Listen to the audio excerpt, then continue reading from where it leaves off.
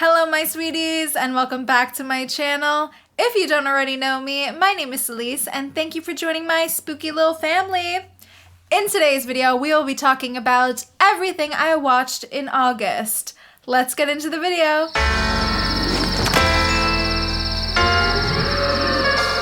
Okay, so this month I actually realized that I did not watch as much as I usually do, and I think that's just because with moving and everything, my life's been just like a little crazy. But we're here and I have a list of 15 movies and I think 2 TV shows. So let's get right into it. Okay, so first off, we have The Devil's Advocate, directed by Taylor Hackford. I actually did an entire video on this film. I'm doing a new segment at the moment called Horror Movies You Forgot About, and this is one that I mentioned. So if you would like to know my thoughts in depth about this film, I highly recommend checking out this video. So for anyone who hasn't seen The Devil's Advocate, this film is about a hotshot lawyer that gets more than he bargained for when he learns his new boss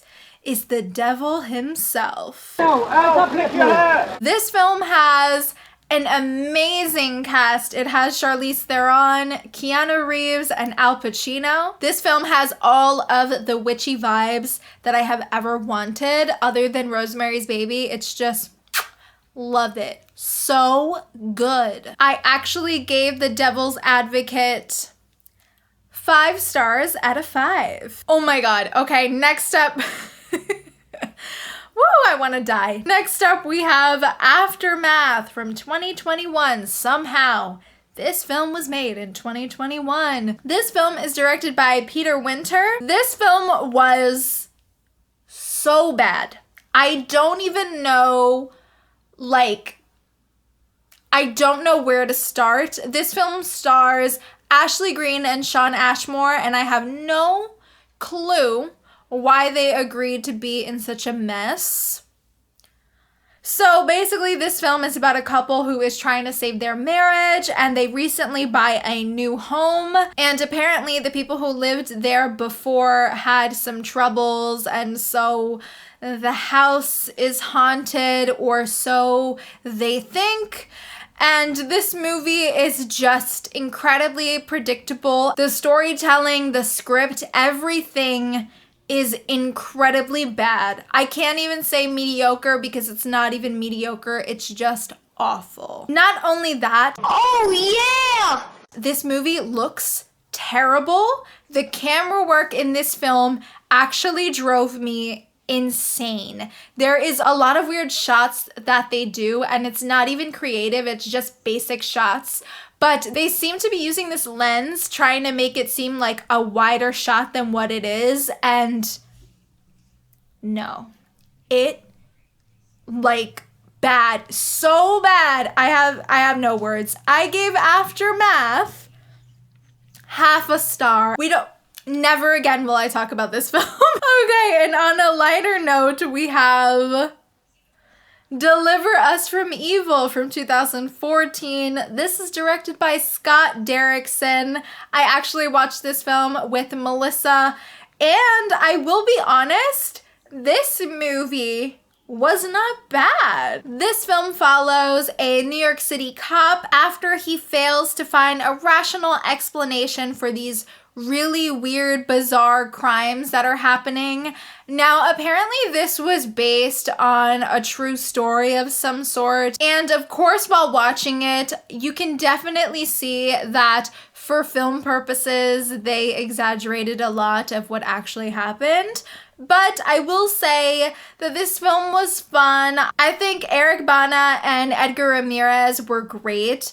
I am a huge Edgar Ramirez fan, so I was so down to watch this film when Melissa told me about it. I gave Deliver Us from Evil 3 stars out of 5. Okay, so next up on this list, I actually put this film Superhost, but I actually did watch this in September, so I guess it doesn't really count because I did not watch this in August. But you know what?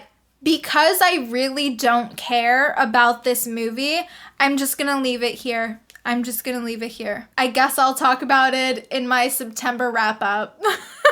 Next up, we have Scream from 1996, directed by Wes Craven. Okay, so you guys all know that I love Scream. I am a big Scream fan, and I actually rewatched this film this month because for our November table screams, we will be doing a live reading of Scream. More details to come about that in the near future. Oh my god, I just sounded like the TikTok lady again. Okay, I don't even think I need to explain what Scream is about. I'm sure you've all seen it.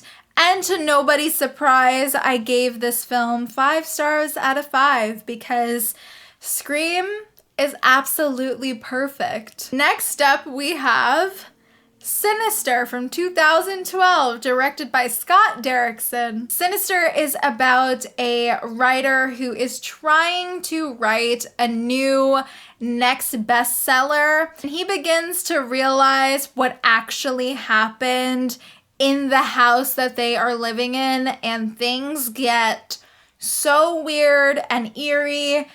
And this film is just so good. I absolutely love Sinister. This film stars Ethan Hawke, and I absolutely love Ethan Hawke. I am a big Ethan Hawke fan. He absolutely crushes it in this movie. And also, there are so much eerie, creepy moments in this movie. This movie, when you watch it, you just feel so much dread.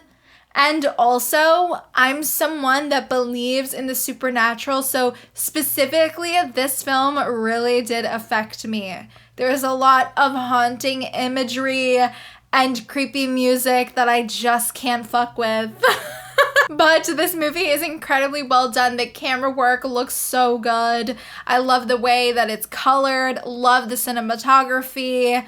Just so good. This is definitely a film that still scares me even now, and I gave it 5 stars out of 5. I gave it a 5, but I am well aware that the cheap jump scare at the end of the film was very unnecessary and kind of made me laugh, but I'm gonna forget about that. Next up, we have one that I watched with my 2 best friends, and that is Gothica. This film is directed by Matthew Kasovitz, and it stars Halle Berry. I had never seen this film before, and my friends were both like, oh, you would definitely like this movie. And so we gave this one a go, and I mean, I wasn't disappointed. Halle Berry is absolutely amazing in the film. She does such a great job. I mean, she has so much range. So if you haven't seen Gothica, it is about a criminal psychologist who regains consciousness only to find that she's a patient in the same mental institution that currently employs her. And when you find out what's really going on, it is really interesting. There is definitely some moments for me personally that was predictable. I already saw that one of these characters would be one of the bad guys coming, so I wasn't too shocked when that was revealed. But other than that, this film is pretty solid. I gave Gothica 3.5 stars out of 5. Next up, we have another one that I watched with my friends, and that is Triangle, directed by Christopher Smith. So this movie was a ride. When I tell you that I watched this movie, in my face the entire time was just like, I definitely looked angry, but I will say I was more angry with myself because I was like, how stupid am I that I have no understanding of what this film is about? Even when it ended, I was like, may have to go to Foundflix right now. And I did.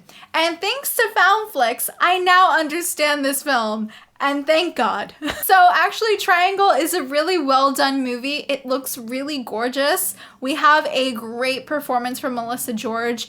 I am a huge Melissa George lover. She is such a great actress, and I feel like she is very underrated. But if you have not seen Triangle, it follows Jess, who sets sail on a yacht with a group of friends And she just cannot shake the feeling that the entire situation feels very familiar to her. And she's like, oh my God, I've been here before. And basically, we are on this journey with Jess the whole time to figure out what the hell is going on. If you are like me at all, you are probably not gonna know what the hell is going on. I feel like this movie is a huge mindfuck, but like in a good way. I actually gave this one 4 stars out of 5 because I realized that you kind of have to know about Greek mythology in order to understand this movie, and I was like, who the fuck knows about that? Maybe I just sound like an idiot. But other than that, this film was really well done. Next up, we have another Melissa George film, and that is Turistas, directed by John Stockwell. This film follows a group of friends that go on vacation, and their vacation turns sour when a bus accident leaves them marooned in a remote Brazilian rural area that holds an ominous secret. So I thought that this movie was a lot of fun.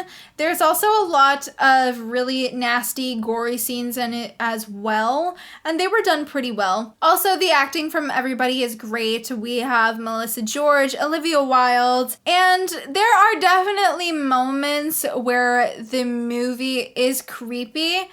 But this is also one that is just a fun, I'm hanging out with my friends kind of film. It's nothing too serious. I will say there was a moment in this movie that I kind of felt like it was dragging, and I was like, okay, we can get to it now. So because of that, I gave this one 3 stars out of 5. Next up, we have an animated film, and that is Corpse Bride, directed by Tim Burton. I feel like I don't even need to explain Corpse Bride. I know that all of you spooky baddies know all about Corpse Bride. This film is still one of my favorite movies, and it is like the ultimate comfort film for me. I gave Corpse Bride, to no surprise, 5 stars out of 5. I love anything Tim Burton, so they're probably all gonna get 5 out of 5 for me. Next up, we have Candyman from 2021, directed by Nia DaCosta. I actually just did an entire spoiler-free review of Candyman on my channel. I will link it right up above. You guys should go and check it out because I do express my thoughts more in depth in that video. I highly recommend checking out this film when you can. It was a great experience to be back at the theater and watch this movie. To no surprise, I gave this film 5 stars out of 5. This was a great direction for Candyman to go. Next up, we actually have a TV show, and that is Clickbait from 2021. This is a new Netflix series, and it is directed by Brad Anderson. So at first I thought this show would be not that good, but then it actually surprised me because when you find out what's really going on and who is behind all of this, you really are shocked. Like, they really gave no clues that it was this person. This show is about a family man named Nick Brewer who is abducted in a crime with a sinister online twist. Those closest to him race to uncover who is behind it and why. The main reason I watch this show is because it stars Zoe Kazan and Betty Gabriel, and they're both amazing. They're both amazing actresses, but they do such a great job specifically in this show. I gave Clickbait 3.5 stars out of 5. It was pretty good. Next up, we have an Irish horror film, and that is Caveat. This film is from 2020 and it is directed by Damien McCarthy. It is about a lone drifter that is suffering from partial memory loss who accepts a job to look after a troubled woman in an abandoned house on an isolated island. I really thought I was gonna love this film.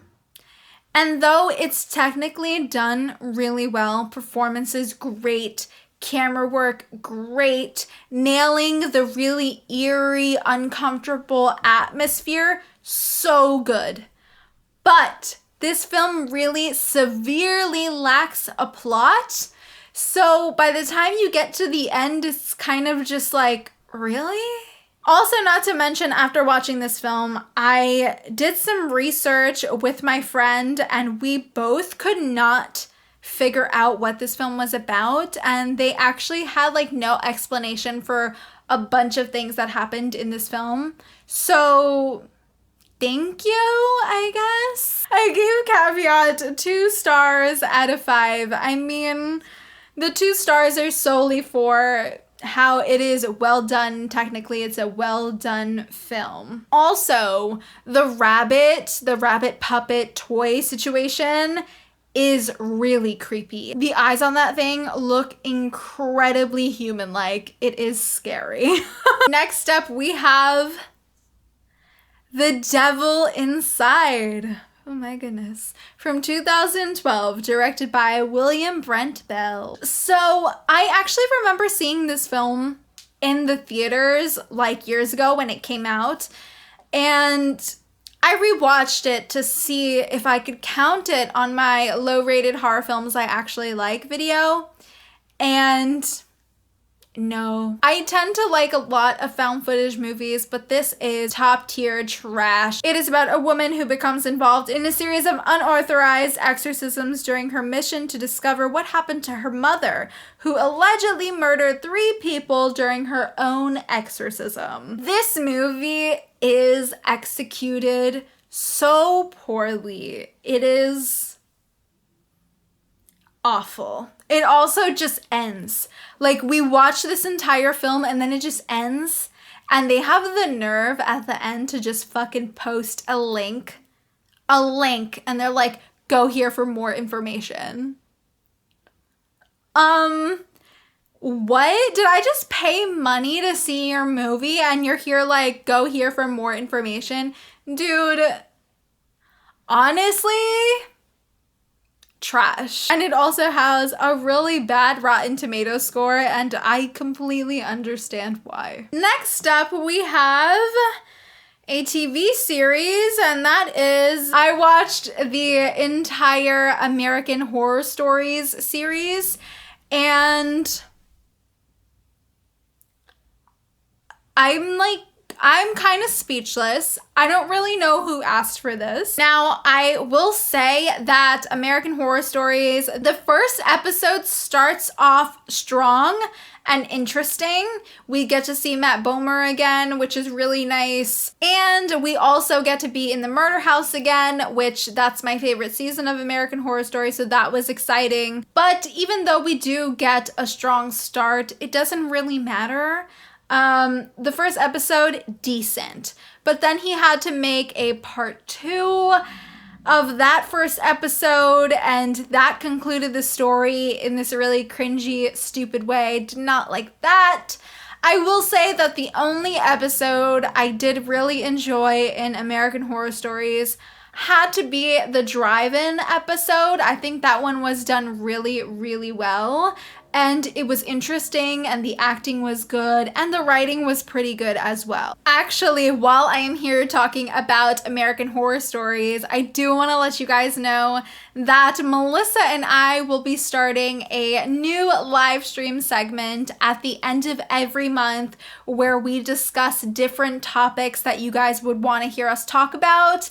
And at the end of this month, we will be discussing American Horror Story as a whole, as well as discussing American Horror Stories. So if you would like to see that, it'll be at the end of this month here on my channel. Next up, we have another film, and that is Hide and Seek from 2005, directed by John Polson. So this film, when it came out, I was quite young, and this movie really did scare me as a young girl. This scared the shit out of me. So I decided to rewatch it to see if it still holds up. And I have to be quite honest, there's a lot in this movie for me that is really ridiculous and not done that well. Obviously, Dakota Fanning and Robert De Niro are both great in this movie. They have great chemistry with each other, and their acting was off the charts. But this movie is a bit of a mess. It is executed not that well, and the ending for me was just... What? Oh, I didn't even give this one a rating. Okay. I am gonna give this 2. Next up, we have the movie that I had been wanting to watch for a very, very long time, and I finally got to watch it with my 2 friends the other day, and that is The Town That Dreaded Sundown from 1976, directed by Charles B. Pierce. So, I was really excited to watch this movie. I think everybody here knows this film. It's like an iconic film. I really was sure that I would love this movie. Everybody has told me if you love slashers, you're gonna love The Town That Dreaded Sundown. It is like iconic. I did not feel like it was iconic or anything. Also, oh yeah! It bored me to tears. There was so much nothing happening. Now, I don't know if it's the like documentary style of this movie or what. I mean, I tend to like documentaries, so I can't imagine it's that. But this movie it really did not do it for me. I really was getting extremely exhausted while watching this. I gave this film nothing. I gave it no rating. And you know what? I have no rating to give. I hated it so much that I didn't even finish it. Woo! Alright, you guys, that is it for today's video. Thank you so much for watching. Don't forget to like and subscribe, as it really helps me a lot. And be sure to click that little notification bell to be up to date every single time I upload. And let me know in the comments, have you seen any of these films? Did you like them? What were some of your favorite watches in August? I'd love to talk about it. Thanks so much for watching, and I will see you guys in the next one. Bye.